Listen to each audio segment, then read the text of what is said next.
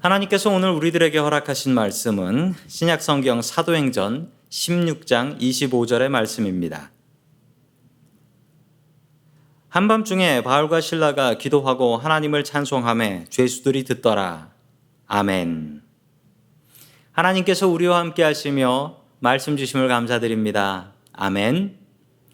자, 우리 옆에 계신 가족분들과 인사 나누겠습니다. 사랑합니다. 사랑합니다. 인사 나누겠습니다.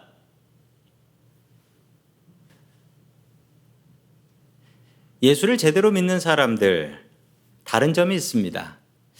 여러 가지 다른 점이 있겠지만 그 중에 큰 다른 점은요, 고난을 당할 때 그 사람의 반응이 어떤가를 보면 그 사람이 예수 잘 믿는 사람인가 아닌 사람인가를 단번에 알 수가 있습니다. 어려운 일이 생길 때 화내고 짜증내고 불평하고 원망하는 사람은 예수 제대로 믿는 사람 아닙니다. 반대로 고난이 왔을 때 기도하고 찬양하고 그래도 감사하죠 라고 감사거리를 찾는 사람은 바른 크리스찬이라고 할 수 있습니다. 여러분들은 예수를 잘 믿고 계신가요? 오늘 하나님의 말씀을 통하여 우리들 자신의 모습을 다시 한번 살펴볼 수 있기를 주의 이름으로 간절히 축원합니다. 아멘. 첫 번째, 하나님께서 우리들에게 주시는 말씀은 반응을 바꾸면 결과가 바뀐다라는 말씀입니다. 반응을 바꾸면 결과가 바뀐다. 사람이 어려운 일을 당하면 그 사람이 망할까요? 망하지 않을까요? 그건 알 수 없습니다. 왜냐하면 고난은 그냥 고난이지 그 고난 때문에 망할 건지 잘 될 건지 그건 알 수가 없는 노릇이죠. 어떤 학생이 학교에서 시험을 쳤는데 F를 받았습니다. F를 받는 일은 절대 좋은 일이 아닙니다. 이 학생은 앞으로 성공할까요? 망할까요? 질문 자체가 좀 우습습니다. 그건 알 수가 없지요. 이 학생이 F 받았다고 F 먹었구나 그러면서 포기하고 공부 안 하면 이 학생은 인생 망칠 겁니다. 그렇지만 이 학생이 내가 F를 받았네 세상에. 그리고서 정신 차려서 열심히 공부한다면 이 학생은 성공할 것입니다. F는 나쁜 거지요. 그 결과가 나온 건 지금 나한테 나쁜 겁니다. 앞으로 내가 어떻게 될지는 그건 내가 어떻게 반응하느냐에 따라서 달라진다라는 사실입니다. 오늘 설교의 제목이지요. 반응을 바꾸면 결과가 바뀝니다. 맞습니다. 반응을 바꾸면 결과가 바뀝니다. 반응은 내 본능 같은 것입니다. 저절로 나오는 거예요. 어쩌면 어렸을 때부터 부모님에게 타고났을 수도 있고 부모님에게 보고 배웠을 수도 있으며 내가 살면서 스스로 만들어내고 스스로 생겨난 것일 수도 있습니다. 반응이 나쁘면 좋은 일도 망합니다. 다시 한번 아까 그 학생으로 돌아갑니다. 그 학생이 시험에서 A를 받았어요. 그러면 이 학생이 A 받았으니 성공할까요? 실패할까요? 그건 내가 지금 A를 받은 것이죠. 앞으로 어떻게 될지는 알 방법이 없습니다. 그건 학생의 반응에 따라 다릅니다. A를 받고 나서 나 참 잘했네? 교만해지고 다 이루었다 생각하고 공부 안 하면 이 학생은 망하는 겁니다. 반대로 A 받았으니까 내가 더 열심히 하지 않으면 다음번엔 무조건 성적 떨어지겠구나 생각하고 열심히 한다면 이 학생은 성공할 것입니다. 즉 A를 받았는가 F를 받았는가 이것보다 더 중요한 것은 내가 어떻게 그 일에 대해서 반응하느냐라는 사실입니다. 사도행전 16장 22절의 말씀을 우리 같이 읽겠습니다. 시작. 무리가 그들을 공격하는 데 합세하였다. 그러자 치안관들은 바울과 실라의 옷을 찢어버리고 그들을 매로 치라고 명령하였다. 아멘. 예수님의 인도하심을 따라서 유럽으로 선교하러 간 바울과 실라는 빌립보에서 체포됩니다. 귀신 들린 여자의 그 귀신을 쫓아버리고 나서 착한 일 했는데 그 이유 때문에 체포가 되지요. 주님의 명령에 순종했던 바울과 실라는 실컷 두들겨 맞고 감옥에 갇히고 쇠사슬로 묶입니다. 바울과 실라의 반응은 무엇이었을까요? 바울과 실라는 충분히 불평할 만합니다. 주님께서 나 이렇게 고생시키고 감옥 보내시려고 지금 나를 여기로 불러주셨나 생각할 수도 있습니다. 그리고 신라도 불평할 만합니다. 왜냐하면 선교여행을 출발하는데 바나바와 바울이 실컷 싸우더니 따로 떨어져 나가면서 갑자기 엉뚱한 신라를 불러서 선교여행 가자고 합니다. 신라는 불평할 만합니다. 내가 저 바울이 바나바하고 싸울 때부터 알아봤다. 불평할 수 있어요. 그런데 바울과 신라의 반응 한번 보십시오. 우리 25절 말씀 같이 읽습니다. 시작. 한밤쯤 되어서 바울과 신라가 기도하면서 하나님을 찬양하는 노래를 부르고 있는데 죄수들이 듣고 있었다. 아멘. 반응이 달라요. 기도하고 찬양했다라고 합니다. 이 소리를 간수와 옆에 있는 죄수들이 듣습니다. 그리고 이렇게 생각하지요. 저 사람들은 참 이상한 사람들이다. 두들겨 맞아서 아프고 괴로울 텐데 뭐가 좋다고 노래를 부르고 있을까? 예수 믿다가 감옥 가는 것이 절대로 행복하고 기쁜 일은 아닙니다. 그러나 바울과 신라의 반응이 달라요. 반응이 다르니 결과도 달라집니다. 갑자기 감옥에 지진이 나고요. 감옥 문이 열리고 그리고 수갑과 발에 묶은 쇠사슬들이 다 풀려 버립니다. 기적이 일어나게 된 것이지요. 이 기적을 보고 깜짝 놀란 간수가 있었습니다. 간수는 문 열리고 죄수들 다 도망갔구나 생각하고 자살을 하려고 합니다. 간수의 반응은, 이 고난을 당하는 간수의 반응은 자살이었습니다. 바울과 신라는 간수를 보고 우리 탈옥하지 않았으니 죽지 마시오라고 말립니다. 참 친절한 죄수들이죠. 감탄한 간수는 바울과 신라에게 어떻게 하면 내가 구원을 받을 수 있겠습니까? 라고 물어봅니다. 이 놀라운 기적 같은 일로 빌립보 교회가 세워지지요. 빌립보의 교회가 세워지는 가장 결정적인 역할을 했던 사람이 이 간수 가족이었기 때문입니다. 반응이 다르면 결과가 바뀝니다. 감옥 가서 전과자 되는 것이 절대 기쁜 일은 아니지만 거기서 한 가정을 전도해서 그 가정으로 한 교회를 세웠으니 이 어찌 기쁜 일이 아니겠습니까? 성도 여러분, 정말 중요한 것은 우리에게 고난이 오고 안 오고 이것이 아닙니다. 우리가 이 코로나라는 고난을 예상이나 하셨습니까? 기대나 하셨습니까? 바라기나 하셨습니까? 그러나 전 세계가 이 고통을 당하는 것은 똑같습니다. 그런데 정말 중요한 것은 이 고통에 우리가 어떻게 반응하냐라는 것입니다. 코로나는 우리가 바꿀 수 없어요. 그렇지만 이것에 대한 반응은 우리가 바꿀 수가 있습니다. 일제시대 때 예수님을 믿었던 어떤 목사님의 이야기입니다. 최권능이라는 목사님이 계셨어요. 일본 사람들이 조선을 점령하고 그리고 조선 사람들 모두 다 신사참배라는 우상숭배를 하라고 명령을 했습니다. 그러나 이 최권능 목사님은 절대 못한다라고 반대했습니다. 그래서 감옥에 붙잡혀 갔지요. 감옥에 붙잡혀 가자 일본 순사들, 일본 경찰들은 이 최권능 목사님을 어떻게든 고문해서 신사참배를 하게 하려고, 그래야 그 교인들, 조선의 교인들이 모두 다 신사참배할 것이기 때문에 이 최권능 목사님을 고문하기 시작했습니다.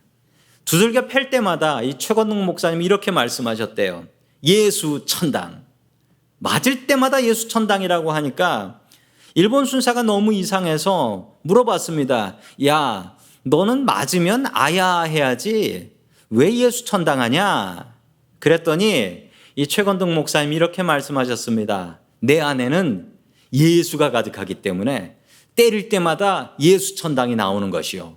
그러니 이 얘기가 듣기 싫으면 날 때리지 말든지 라고 말씀하셨답니다.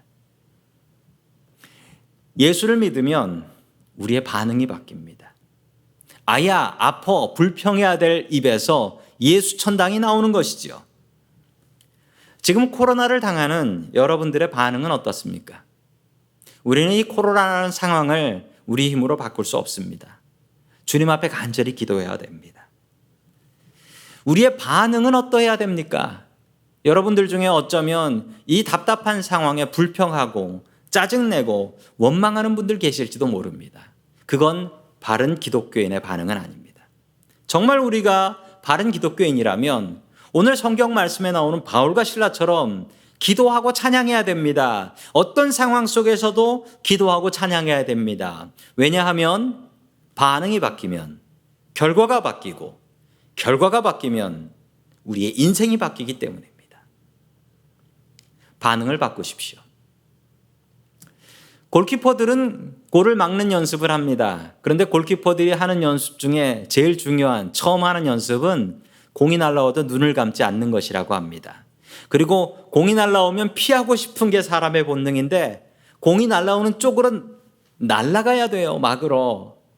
이 축구공의 속도는 시속 80마일이랍니다. 고속도로의 차보다 빠른 거예요. 이건 사람이 피하고 싶지만 훈련을 통해서 눈을 안 감는 훈련을 하고 공을 피하고 싶지만 공으로 날아가는 훈련을 합니다. 이처럼 우리 그리스도인들은 훈련을 통해서 우리의 반응을 바꿀 수 있습니다. 오늘부터 시작하십시오. 우리 안에 있는 나쁜 고통의 반응들이 있습니다. 불평하고 짜증내고 한숨 쉬고 원망하는 반응들. 그것은 바른 반응이 아닙니다. 어떤 고난이 와도 우리 주님 계시니까 넉넉히 이길 수 있습니다. 주님 붙잡고 승리하기 위해서 우리의 나쁜 반응들을 기도와 찬양으로 바꿀 수 있기를 주의 이름으로 간절히 축원합니다. 아멘. 두 번째, 하나님께서 우리들에게 주시는 말씀은 권위주의가 아니라 권위가 필요하다라는 말씀입니다. 동부 펜실베니아에 가면 아미시라는 마을이 있습니다. 아미시 사람들이 모여 사는 데인데 화면에 보시면 사진이 나오죠. 저 사람들은 전기 없이 살고요. 그래서 촛불 켜고 산답니다. 그리고 자동차가 없어서 마차를 화면에 나오는 것처럼 타고 다닌다고 합니다. 이 사람들이 이렇게 산 역사가 얼마나 됐냐고요? 300년이 넘는다라고 해요. 300년이 넘는 시간 동안 세상이 바뀌는데 저 사람들은 저렇게 살고 있는데 보시면서 참 답답하다라는 생각이 드시나요? 저 사람들 왜 저렇게 사는 것일까요? 저 사람들을 제세례파라고 합니다. 제세례파. 이 사람들은 어떤 사람들이냐면 유아 세례를 부정해요. 유아 세례는 안 된다. 이건 성경에 나오지 않는다. 어린아이는 자기 믿음을 자기의 입으로 고백할 수 없기 때문에 평생 한 번 받는 그 소중한 세례를 어린아이들은 어른이 될 때까지 받을 수 없다라는 교파입니다. 그래서 유아 세례를 받아서 다른 교단에서 온 사람도 이 제세례파에 가면 다시 세례를 받아야 돼요. 그래서 이 사람들을 제세례파, 다시 세례 받아야 된다. 그런 사람들로 부르고 있습니다. 이 이야기를 들으시면서 그게 맞나? 라는 생각이 드시나요? 저희 교회는 유아 세례를 줍니다. 저희 교회는 만 4살까지 유아 세례를 줘요. 이런 일이 있었습니다. 몇 년 전 일인데요. 남자 어린아이 4살짜리였습니다. 이 아이를 유아 세례를 주는데 제가 부모님께 이제 유아 세례는 부모님의 믿음을 담보로 걸고 부모님이 잘 키운다는 책임을 받고 주는 거거든요. 부모님께 이것을 믿습니까? 라고 물어봤더니 애가 아멘하고 있어요. 그런 적도 있었어요. 뭐 이런 경우는 아이가 4살이나 되니까 그렇지만 어린아이들이 어떻게 자신의 신앙을 고백하고 유아 세례를 받겠습니까? 이 얘기를 보면 제세례파의 이야기들이 맞는 것 같기도 합니다. 그래, 세례는 어른 돼서 제대로 받아야지. 제세례파는 참 많이 박해를 받았습니다. 특별히 카톨릭 교회한테 많은 고통을 당했는데요. 한 번은 10,000명이 넘는 사람들이 죽기도 했어요. 이 제세례파를 잡아서 죽이는데 어떻게 죽였냐면요. 정말 잔인해요. 발에다가 무거운 돌을 묶어가지고 강에다가 던지면서 이렇게 소리 질렀답니다. 너희들 그렇게 좋아하는 물이나 실컷 먹고 죽어라. 참 잔인하지요. 이렇게 제세례파 사람들이 참 많이 죽었습니다. 그렇다면 저희 교회에서는 유아 세례 주고 있는데 유아 세례는 성경적인 것일까요? 자, 그 말씀이 오늘 말씀에 나옵니다. 사도행전 16장 31절의 말씀 우리 같이 보겠습니다. 시작. 이르되 주 예수를 믿으라. 그리하면 너와 내 집이 구원을 받으리라 하고. 아멘.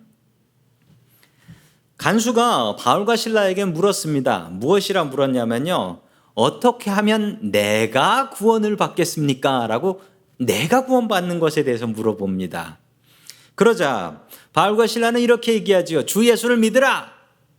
그건 정답입니다. 우리가 예수님 믿어야 구원받지요.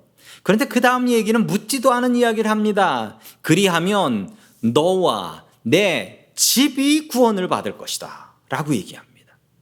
간수는 분명히 내가 어떻게 구원받느냐라고 했는데 바울은 이 구원을 그 가정 모두의 구원으로 생각하고 가정 전체를 생각한 것입니다.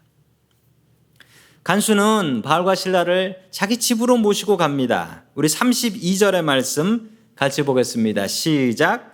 그리고 하나님의 말씀을 간수와 그의 집에 있는 모든 사람에게 들려주었다. 아멘. 내친 김에 간수의 집까지 가게 됩니다. 이래도 되나요? 됩니다. 왜냐하면 당시 감옥은요, 감옥이 따로 집하고 달랐던 게 아니라 감옥 옆에 혹은 감옥에 붙어 있는 게 간수의 집이었습니다. 다르지 않았어요. 성도 여러분들, 알카트라즈 감옥 가보신 분들 계신가요? 거기 가보시면 있어요. 담 하나 사이로 담 안은 감옥이고 담 밖은 간수들 사는 사택이에요. 그래서 당시 간수들은 멀리 살지 않고 감옥 옆에 붙어서 24시간 죄수들을 지킬 수 있었던 것입니다. 간수는 감옥 바로 옆에 있었던 자기 집으로 바울과 실라를 모시고 갔고, 그리고 예수님의 말씀, 하나님의 말씀을 가족들도 들을 수 있게 합니다. 그리고 우리 33절의 말씀을 같이 봅니다. 시작. 그 밤 그 시각에 간수는 그들을 데려다가 상처를 씻어 주었다. 그리고 그와 온 가족이 그 자리에서 세례를 받았다. 아멘. 바울과 실라는 채찍으로 맞아서 온몸이 성한 곳이 없었습니다. 간수의 집에 가서 간수는 이 바울과 실라를 치료해 주지요. 이런 걸 한국말로 뭐라고 그러냐면 병 주고 약 주고라고 합니다. 낮에는 때리고 밤엔 약 발라준 거예요. 그럼에도 불구하고 기뻐할 수 있었던 것은 이 가정이 구원받았다라는 것입니다. 그와 온 가족이 예수를 믿고 구원을 받게 됩니다. 그런데 저는 이런 생각이 들었습니다. 가족 중에 나는 예수 믿기 싫습니다 라고 하는 그런 가족은 없었을까? 만약에 그런 사람이 있었으면 어땠을까? 아버지가 야, 너 말 안 들으면 좀 감옥에다 가둔다 라고 협박을 했을까요? 그렇지 않았습니다. 이 아버지는 권위가 있는 아버지였어요. 아버지가 결정하고 아버지가 예수님을 소개하니 가족들이 아버지가 가신다면 우린 따라갑니다 라고 아버지를 따르는 아름다운 가정이었습니다. 성도 여러분, 한국말로 권위라는 말이 있고요, 권위주의라는 말이 있습니다. 이 두 말은 비슷해 보이지만 완전히 달라요. 권위는 국어사전에 찾아보니까 이렇게 나옵니다. 남을 지휘하여 따르게 하는 힘, 이게 권위래요. 그럼 권위주의는 무엇인가요? 권위주의는 권위에 의지하여 문제를 해결하려는 태도라고 합니다. 쉽게 설명하자면요, 권위는 다른 사람들이 스스로 나를 따라주는 거예요. 그 목사님 권위가 있어 라고 한다면 목사님이 어떻다라는 것이냐면요, 그 목사님 믿을 수 있어, 그 목사님은 믿고 따라갈 수 있어 라고 생각하면 교인들이 따라오는 거예요. 그럴 때 그 목사님은 참 권위가 있어, 사람들이 따른다 라고 얘기하는 거죠. 그런데 반대로 권위주의라는 것은 사람들이 나를 안 따라오려고 그래요.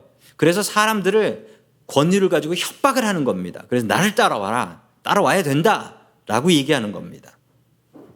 예를 들자면 그 목사님 권위주의적이야 라고 얘기한다면 사람들이 그 목사님을 잘 안 따라가요. 그래서 그 목사님이 이렇게 얘기하는 겁니다. 내가 목사니까, 내가 주의 종이니까 따르시오. 당신은 집사니까 나를 따라야 합니다 라고 얘기하면 그 목사님은 권위주의적인 것입니다. 아버지의 권위가 필요한 때입니다. 오늘 이 말씀을 보면서 이 아버지 권위가 있네라고 생각했습니다. 권위는 아내와 자식이 스스로 아버지를 보고 따라가는 것, 이게 권위입니다.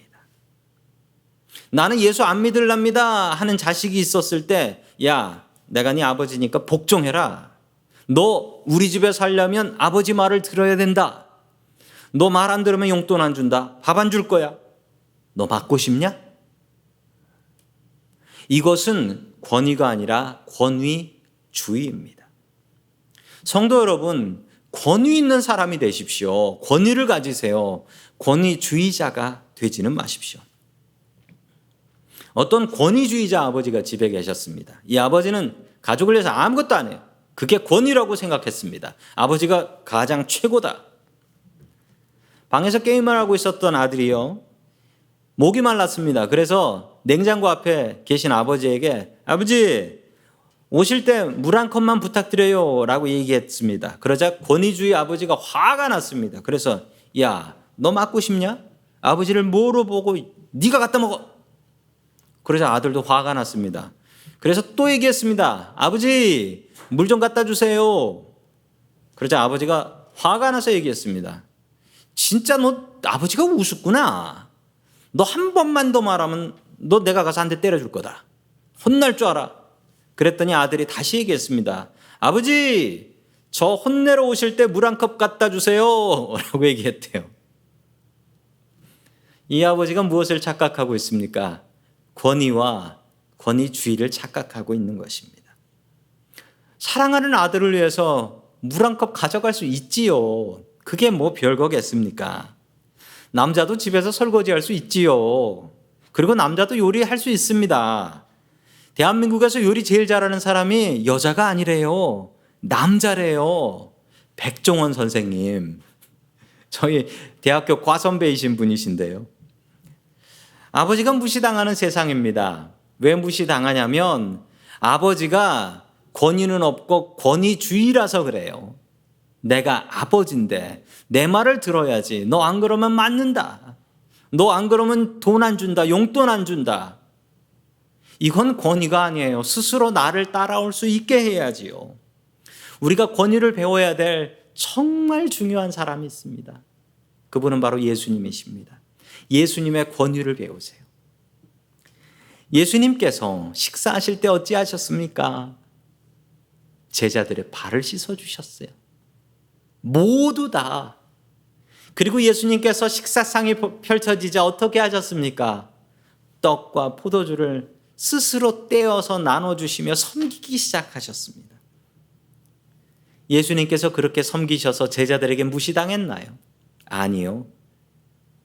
제자들은 예수님을 존경했습니다. 그리고 그 권위를 인정하여 그들의 인생 평생을 다하여 자신의 목숨 바쳐 예수님의 종이 되지 않았습니까? 예수님과 반대되는 사람들이 있었습니다. 바리새인들이었습니다. 이 사람들은 권위주의자였습니다. 스스로 긴 옷을 입고 다녔어요. 왜냐하면 사람들이 긴 옷을 보면서 자신을 멀리서 알아보고 존경해야 하니까. 그리고 시장에 다니면서 사람들에게 내가 주의 종이니까 내 말 잘 듣고 순종하시오. 사람들에게 권위주의자가 되었습니다. 그들의 권위는 없었어요. 따르고 싶은 마음이 없었으니까요. 섬김이 최고의 권위입니다. 솔직히 가정에서 아버지들이 어머니보다 인기가 좀 적은 이유가 있습니다. 왜 존경을 덜 받느냐? 여자분들이 집에서 더 많이 섬기기 때문입니다. 섬김이 권위입니다. 예수님께서는 그걸 너무 잘 알고 계셨기 때문에 섬기셨습니다. 섬겨야 존경받습니다. 이게 진짜 권위입니다. 성도 여러분, 권위주의자 되지 마십시오.